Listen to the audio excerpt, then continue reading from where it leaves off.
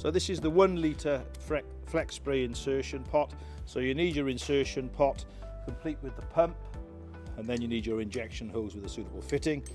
You'll need a 1 litre Flexspray kit, and that will be 1 pot of resin and a smaller pot of catalyst. You'll then want about 1 litre of clean water for flushing afterwards, and a container to receive the contaminated fluid when you clean out.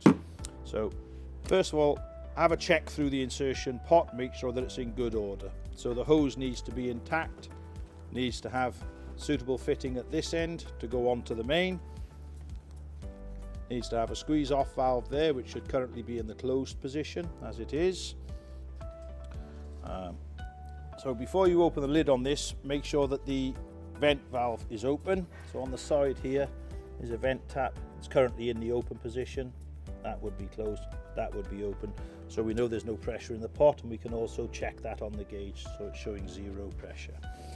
So to open the lid, you just undo the 3 top bolts a couple of turns. They should be only hand tight anyway.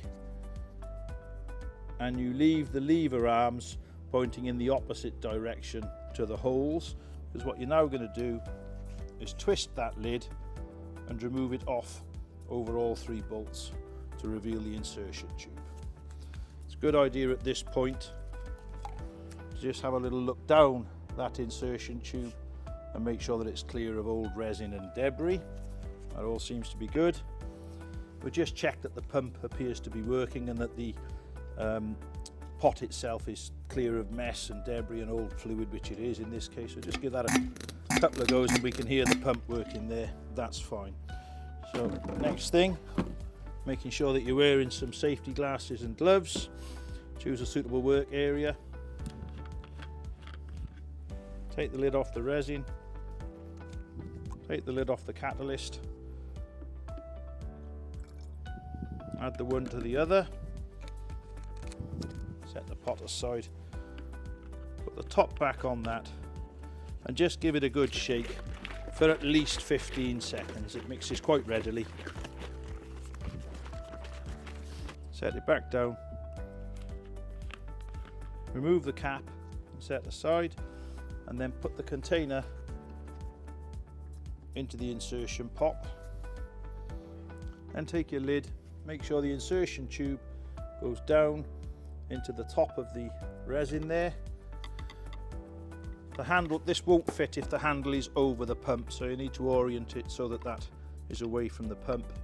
Drop it back down over the securing lugs, rotate it, and then just do each of the lugs up.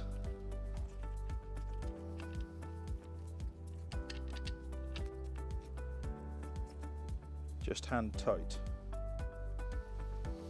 Get your injection hose, making sure that you've got the valve near the short end, and to fix that back to the top of the lid, screw it down by hand, and then just nip it up with a spanner. It doesn't need to be over tightened. With the valve in the closed position, you can now close the vent valve. You can take the other end of your hose and fit it to the injection nipple on the main. So that goes through the rubber gland, and you just make the thread up. Once again, once you've got it hand tight, just pull it up slightly with a spanner, give you a gas tight seal. You shouldn't hear any gas escaping there now. Okay, so making sure that the lid is securely down on the container and that the vent valve is in the closed position, you can now open the squeeze off valve on the supply line, and that will allow mains pressure now to come in and pressurize the pot to mains pressure. Now on a low pressure main you're not going to see very much movement on this gauge, but on a medium pressure main you obviously will see a reading on the gauge, anything between 5 and 30 psi depending on the mains working pressure. So we've now got a pressure pot with the sealant in it pressurized to mains pressure. So all we need to do now is to bring that pressure up to about 5 psi above mains pressure. And we may struggle to do this because we've got a bit of an open end now, but And you can see the sealant there starting to make its way through into the pipe. So the sealant will now continue to flow slowly from the pressure pot into the joint, and we'll need to occasionally just monitor the pressure on this gauge, and if the pressure on the gauge falls a little, then we'll just need to bring the pot back up to pressure. You can leave the sealant valve open while you do that. When you get toward the end of the litre of sealant, you'll see that you'll start to be entraining air in with the sealant, so that's the indication that we're now at the bottom of the pot. So at that point I've now squeezed off the inline valve to stop the flow so that we don't continue to pump air into the joint.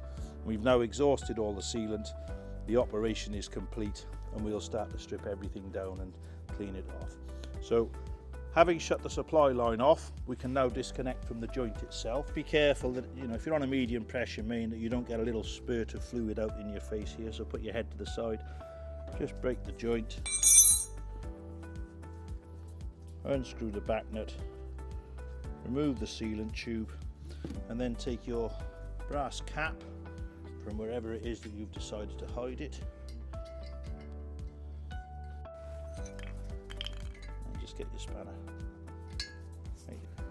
Now what we need to do is let the pressure out of the pot. So first thing, we'll take our waste container,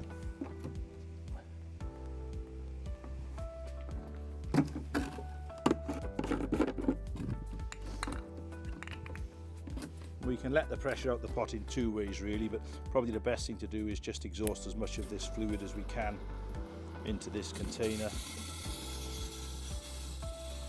and that will blow the majority of the residual sealant through. And then just to make sure that there's no pressure left, we can open the vent valve and again check the gauge. So there's no pressure left in the pot. It's now safe to remove the lid. So once again, thumb bolts are only hand tight. Just undo them a couple of turns. Remove the lid, give the tube a shake so any sealant goes back into the sealant pot. Remove the empty pot. You can either use that as your catch pot or use this separate drum that we've got here. Take your clean water pot, unscrew the lid, fit it into the pressure pot. Once again, make sure the spout goes in, refit the lid, hand tight. Okay, it's fine if the squeeze off valve is open at this point now, because all we're now going to do, flush all that sealant through there by once again pressurising the pot. Well, once we've closed the vent valve.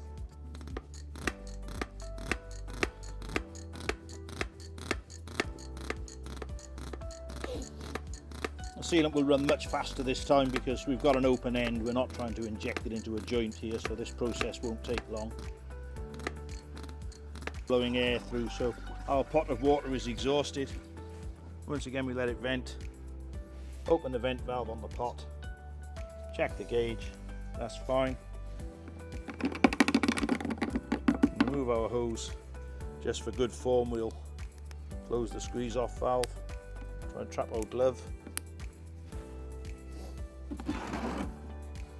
put the lid on the waste pot, and that's now contaminated waste that needs to be disposed of accordingly.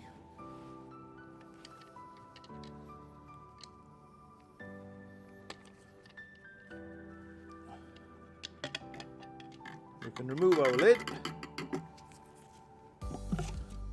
and there's no reason not to use the same water bottle again, so we can just refill that water bottle and it'll do for us on the next job that we go to. Just have a quick look at the dip pipe, make sure it all seems to be tidy, and you can refit the lid. Everything's ready for the next job.